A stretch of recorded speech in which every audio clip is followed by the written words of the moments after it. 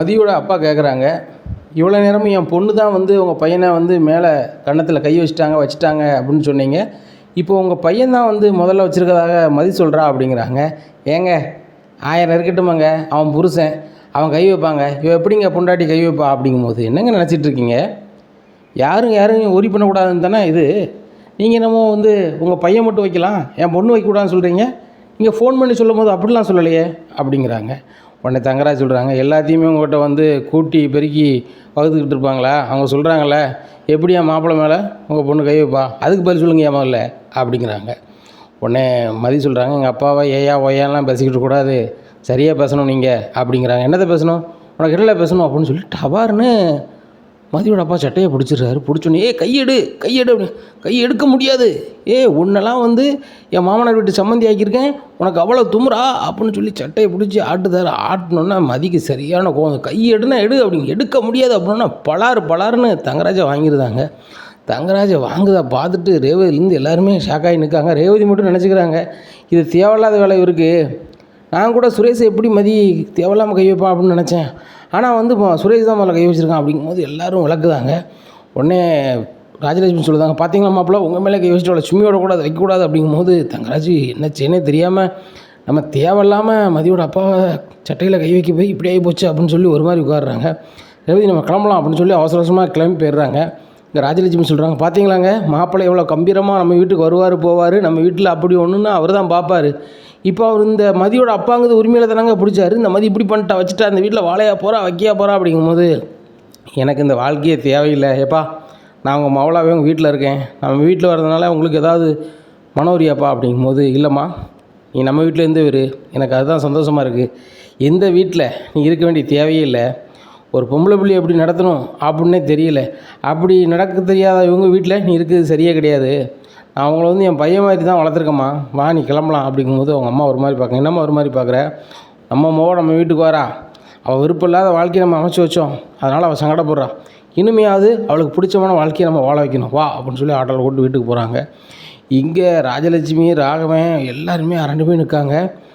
இங்கே மலர் வந்து பாக்கியராஜ் கேட்காங்க, என்னங்க இன்னமும் வந்து மதி இங்கே வரமாட்டாளா அப்படிங்கும்போது, அப்படி தான் தெரியுது, நம்ம வேணால் நாளைக்கு போய் வீட்டில் போய் பேசி பார்க்கலாம் அப்படிங்கிறாங்க. இங்கே ராஜலட்சுமி சொல்கிறாங்க, என்னங்க இப்படி பண்ணிட்டா, மாப்பிள்ளை மேலே இப்படி கை வச்சுட்டாங்க அப்படிங்கிறாங்க. உடனே சரி நம்ம மாப்பிள்ளை வீட்டுக்கு போவோம் வா அப்படின்னு சொல்லி இவங்க ஒரு கார் எடுத்துகிட்டு அங்கே போகிறாங்க. இங்கே தங்கராஜ் ஒன்றுமே தெரியாத மாதிரி எதுவுமே வீட்டில் சொல்லிடாதா அப்படின்னு சொல்லி டைனிங் டேபிளில் உட்காந்துருக்காரு.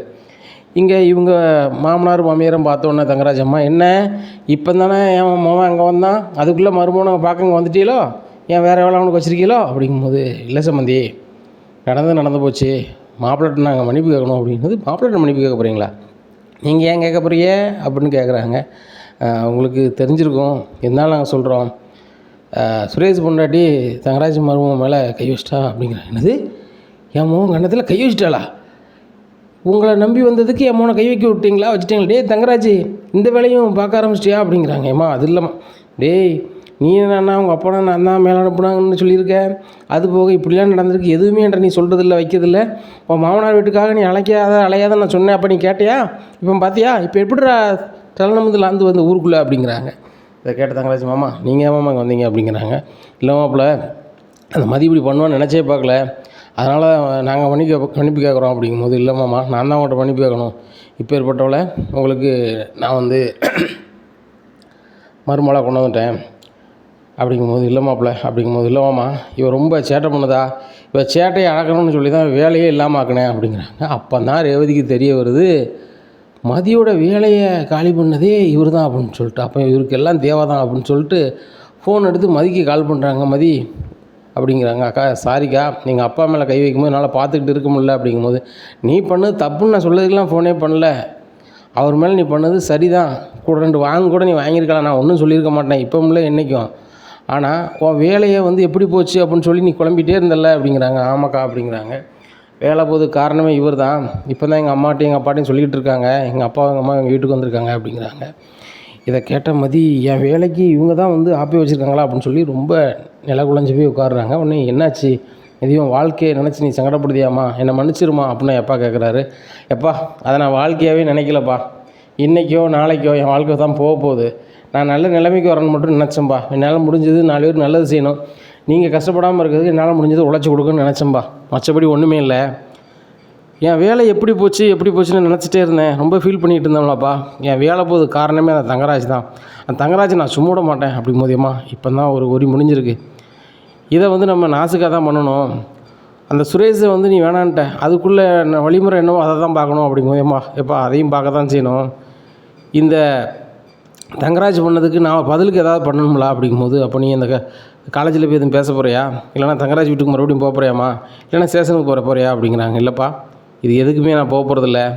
எப்போவுமே இந்த மதி வந்து அதிரடியில் இருக்கான்னு எல்லோரும் காட்டுறாங்களே, இந்த அதிரடி நான் வேறு மாதிரி காட்டுறேன் அப்படிங்கும்போது நேராக ரூமுக்குள்ளே போய் உட்காந்துருந்தாங்க. உடனே எதுவும் பண்ணிக்கலாமா அப்படின்ட்டு அவங்க அப்பா சொல்கிறாரு, ஏங்க நீங்கள் அப்படி ஒன்றும் பிள்ளைய வளர்க்கலைங்க, அவள் எதுவும் பண்ணிக்கவோ இல்லை, ரொம்ப வைராக்கியம் முடிச்சோ நம்ம பொண்ணு அப்படிங்கிறாங்க. தங்கச்சி போகிறாங்க, என்னக்கா அப்படிங்கிறாங்க. இல்லை, இவங்க முன்னாடிலாம் நம்ம வாழ்ந்து தான் காட்டையாகணும், அவங்கள்ட்ட பணம் இருக்குது அப்படின்னு சொல்லி காட்டுறாங்க. நம்ம பணத்தை பெருசாக சம்பாதிக்க முடியலனாலும் அதிகாரத்தை சம்பாதிச்சு காட்டணும் அப்படிங்கும்போது புரியலக்கா அப்படிங்கிறாங்க. நல்லா படித்து நான் பெரிய வேலைக்காக போகணும், அந்த வேலைக்கு போகிறத பார்த்தே இவங்க அலறணும். அதுபோக அந்த சுரேஷ் வந்து நான் தான் இன்னும் ஆம்பளை அப்படி இப்படின்னு பயங்கரமாக பண்ணுதாரில்ல, நம்மலாம் வந்து ஒன்றுமே கிடையாது, எல்லாம் ஒன்று தான் அப்படிங்கிறத நினைக்கிற அளவுக்கு நான் பண்ணியே ஆகணும் அப்படின்னு சொல்கிறாங்க. சரிக்கா பண்ணிக்கலாம் அப்படின்னு சொல்லிட்டு இன்றைய பொழுது போகுது. மறுநாள் காலையிலே வந்து கொரியர் கடைக்கு போகிறாங்க. அங்கே போய் சுரேஷ் கட்டின தாலியை அப்படியே அதில் வச்சு அனுப்பிவிட்ருந்தாங்க. இதை பார்த்த ராகவன், பார்த்தியா அந்த மதிக்கு எவ்வளோ திமிரு பார்த்தியா, கட்டின தாலியை அனுப்பிவிட்ருக்கா, எவ்வளோ பண்ணுவாளா இப்போலாம் அப்படிங்கும்போது, ஏங்க நல்லதாக போச்சுன்னு நினைங்க, அதில் 2 பவுன் தங்கம் இருக்குது, அந்த கயிறு தான் என் கயிறு விடுங்க அப்படிங்கிறாங்க. இல்லை நாளைக்கு வந்து வீட்டில் சொத்து அது வேணும் வரமாட்டாளா அப்படிங்கும்போது, ஏங்க பிள்ளையும் கிடையாது குட்டியும் கிடையாது, வெங்க வந்துட போகிறா, நம்ம சுரேஷுக்கு ஒரு நல்ல இடத்துல பார்த்து கல்யாணம் பண்ணி வைப்போங்க அப்படிங்கிறாங்க. உடனே இதனால் மாப்பிள்ளை தான் சொல்லணும், மாப்பிள்ளை பேசி தான் இது பண்ணணும் அப்படிங்கும்போது, ஏங்க சுரேஷ் கல்யாணத்தை மாப்பிள்ளை தான் கொடுத்தோம், இப்படி பண்ணிட்டாரு அப்படிங்கும்போது, மாப்பிள்ளை என்ன நம்ம சங்கடப்பட்டு போகணுன்னு நினச்சி பண்ணார், அது எப்படியோ ஆகிப்போச்சு, அடுத்தாப்புல ஒரு நல்ல பிள்ளையா பார்ப்போம் வைப்போம் அப்படிங்கிறாங்க.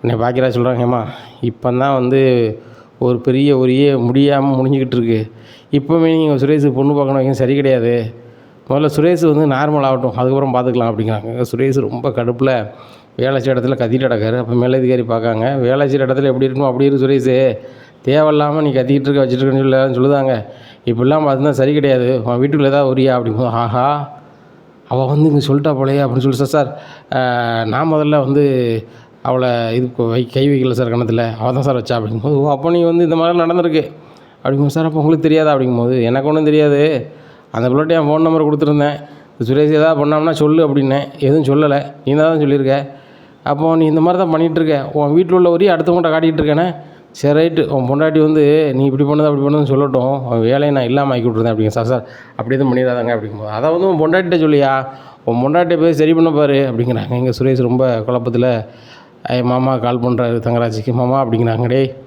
உனக்காக உங்கள் வீட்டுக்காக நான் சங்கடப்பட்டதாண்டா மிச்சம், அந்த மாதிரி கை வச்சது ஊருக்கே தெரிஞ்சு போச்சு, என்னால் பிஸ்னஸே பண்ண முடியலடா, மனம் உரியாக இருக்குது அப்படிங்கும்போது, எனக்குங்க மனம் உரியாக இருக்குமாம்மா, என் மேலதிகாரிலேருந்து எல்லாமே வந்து மதியத்தான் பெருசாக பேசுகிறாங்க, அவன் வந்தானோ வேலை இல்லாமல் ஆயிரும் அப்படின்னு சொல்கிறாங்க அப்படிங்கும்போது, டேய் அதெல்லாம் நினச்சிட்டு இருக்காத, அவன் வரமாட்டா, எவ்வளோ கதை நடந்திருக்கு, அப்பனை பற்றி எனக்கு தெரியும், வரவிட மாட்டான், பார்த்துக்கலாம் அப்படிங்கிறாங்க. சரி மாமா எதுனா உங்களுக்கு சொல்கிறேன் மாமா அப்படின்னு சொல்லிட்டு ஃபோனை வைக்கிறாங்க. இங்கே மதி தான் அப்ளை பண்ண எக்ஸாமுக்கு நல்லாவே படிக்கிறாங்க.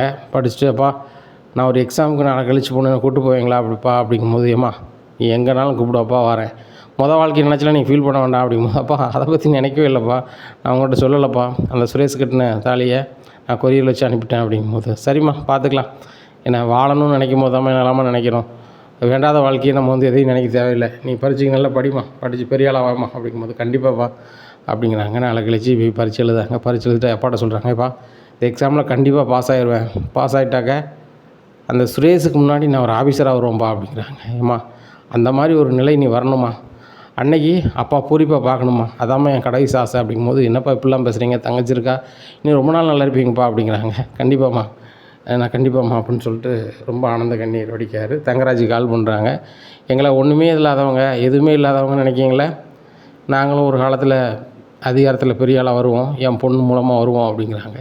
இதை கேட்ட தங்கராஜி, என்ன தேவை பேசுகிறான், நம்ம சட்டையை பிடிச்ச உடனே ஏதாவது கடுப்பில் பேசுகிறான்னா இவனால் என்ன முடியும் அப்படின்னு சொல்லிட்டு அசால்ட்டாக ஃபோனை வைக்கிறாரு. இனி என்ன நடக்கும் அப்படிங்கிறத பொறுத்திருந்து பார்க்கலாம். நம்ம சேனலை நீங்கள் மறக்காமல் லைக் அண்ட் சப்ஸ்கிரைப் பண்ணுங்கள். நன்றி, வணக்கம்.